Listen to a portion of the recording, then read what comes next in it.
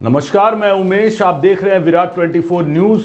अगली खबर रीवा से है, जहां कांग्रेस पार्टी के पूर्व शहर अध्यक्ष गुरमीत सिंह मंगू ने अपने कार्यालय में पत्रकार वार्ता का आयोजन किया।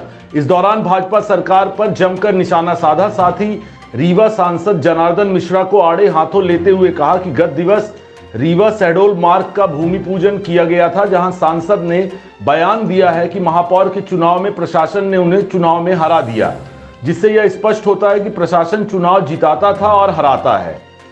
अभी तक जो चुनाव भाजपा जीत रही थी उसमें प्रशासन का हाथ रहता था। साथ ही गुरमीत सिंह ने कहा कि सांसद जनार्दन मिश्रा ने अपने भाषण में कहा है कि वंदे भारत ट्रेन का प्रस्ताव उनके द्वारा भेजा गया था। तो क्या रीवा की जनता चाहती है कि अगर सांसद ने प्रस्ताव भेजा था तो उसकी कॉपी जनता को उपलब्ध कराएं? पूर्व शहर अध्यक्ष ने कहा कि सांसद झूठ बोल रहे हैं। इतना ही नहीं, पूर्व शहर अध्यक्ष ने कहा कि भूमि पूजन के दौरान भाजपा की गुटबाजी सामने आ गई है। विधानसभा अध्यक्ष गिरीश गौतम के शहर में रहते हुए भी उन्हें नहीं बुलाया गया। ना तो दिव्यराज सिंह मौजूद रहे, सिर्फ रीवा विधायक सांसद के साथ गुड़ विधायक ने भूमि पूजन किया। पूर्व शहर अध्यक्ष ने कहा कि भाजपा को मालूम हो गया है कि विंध्य में भाजपा कमजोर हुई है। हालांकि शहर अध्यक्ष की जीभ फिसली और स्वयं कहा कि विंध्य में कांग्रेस कमजोर हुई है। साथ ही प्रधानमंत्री के दौरे को लेकर पूर्व शहर अध्यक्ष ने कहा कि वह चाहते हैं कि दूर दराज से लोगों को भीड़ एकत्र करने के लिए ना बुलाया जाए, क्योंकि अमित शाह के दौरे में जिस तरह से घटना घटित हुई थी और कई लोगों की जानें चली गई, वह पुनरावृत्ति ना हो। आपको सुनाते हैं गुरमीत सिंह मंगू ने भाजपा पर निशाना साधते हुए क्या कहा है। भैया जी, किस संदर्भ में प्रेस वार्ता का आयोजन किया गया है? परसों भूमि पूजन हुआ रीवा व्यवहारी मार्ग का। सांसद जी ने बयान दिया अपने उद्घोषण में कि रीवा का महापौर का चुनाव हम प्रशासनिक अधिकारी IAS IPS के कारण हार गए, आयुक्त मीणा के कारण हार गए। तो सांसद ने जब खुद ही स्वीकार किया और खुद ही बोल रहे हैं कि हमें प्रशासनिक अधिकारियों के दम पे हम जीतते व हारते हैं, तो वो मीणा शायद उनकी लाइन का नहीं था, इसलिए वह रीवा नगर निगम का चुनाव हार गए। तो ये सहजतापूर्वक भारतीय जनता पार्टी के नेता स्वीकार कर रहे हैं कि हम सत्ता में बैठ के प्रशासनिक उपयोग करते हैं और अपने लोगों को चुनाव जितवाते हैं और अपने लोगों को ही चुनाव हरवाते हैं। साथ ही उन्होंने एक बहुत महत्वपूर्ण विंध्य के मामले पे एक बयान दिया कि वंदे भारत का प्रस्ताव हमने संसद में दिया हुआ है।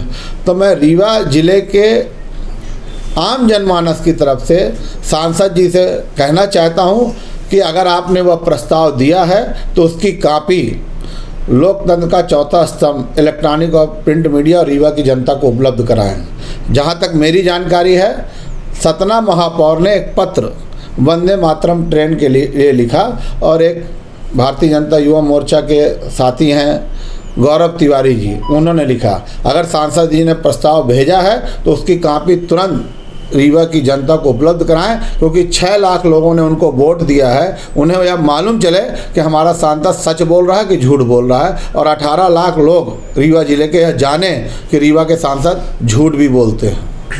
नहीं तो अब क्या देश के प्रधानमंत्री नरेंद्र मोदी आ रहे हैं, पंचायती राज सम्मेलन को संबोधित करेंगे और लगभग 6000 करोड़ रुपए की योजनाओं का। मैं तो सिर्फ इतना ही कहूँगा कि मोदी जी आए, रीवा की धरती पे कोई प्रधानमंत्री आ रहा है, चाहे वो किसी भी दल का हो, उसका स्वागत है।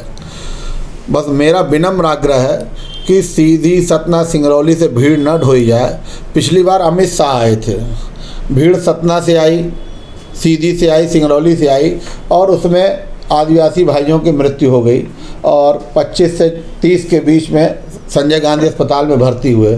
तो इस तरह का कोई व्यवहार विंध्य की जनता के साथ न हो कि भीड़ होने के चक्कर में कोई इस तरह की घटना दुर्घटना हो। इसका पहले तो विशेष ख्याल रखा जाए। और भारतीय जनता पार्टी के नेताओं ने 2 चीज़ें स्वीकार कर ली है, सहजतापूर्वक स्वीकार कर ली, विनम्रतापूर्वक नहीं की, सहजतापूर्वक स्वीकार की कि विंध्य के अंदर कांग्रेस कमज़ोर हुई है। सतना में अमित शाह का आना, 1 महीने पहले अमित शाह जी आए, 24 अप्रैल को आपका इनका आना, मोदी जी का आना, और साथ ही विंध्य में सामंजस्य बनवाने के लिए जो आपसी विवाद चल रहा है उसमें कैलाश विजयवर्गीय का आना, तो बिंद के अंदर यह भारतीय जनता स्वीकार कर रही है कि हम बिंद के अंदर कमज़ोर हो गए हैं। और भारतीय जनता पार्टी की गुटबाजी साफ दिख रही है कि परसों भूमि पूजन था और रीवा व्यवहारी मार्ग का भूमि पूजन था और विधानसभा अध्यक्ष रीवा के अंदर थे और उनको नहीं बुलाया गया।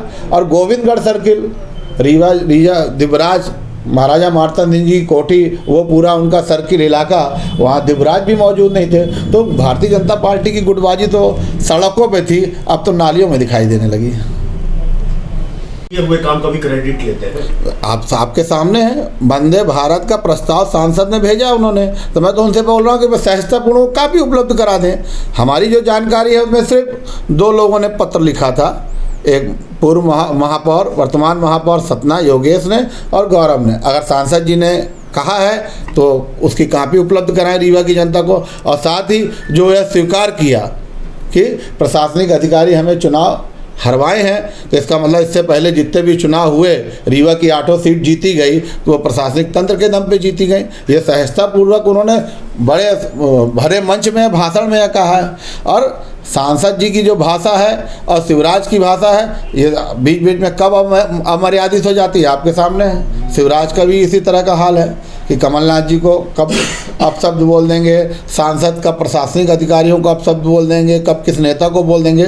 तो भारतीय जनता पार्टी के जो नेता हैं उनके जो मुंह में है ना, वो लगाम अब बची नहीं है, वह लगाम अब इस बार जनता उनकी निकाल देगी। सांसद जी अपने बयानों को लेकर हमेशा विवादों में रहे और ये बयान में शायद उनको ये मान लिया जाए कि उनका उसी थ्रो में एक बहुत बयान नहीं है। सांसद जी विवादों में रहते हैं, लेकिन सांसद जी इस बार पहली बार है कि मुझे लगता है कि रीवा जिले की जनता से झूठ बोल गए।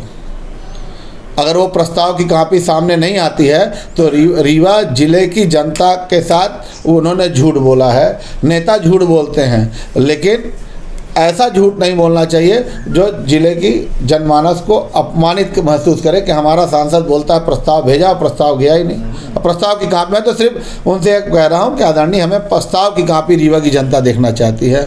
मैं विपक्ष की हैसियत से नहीं, मैं रीवा जिले के एक नागरिक की हैसियत से उनसे वो कापी देखना चाहता हूँ और रीवा की जनमानस को दिखाना चाहता हूँ।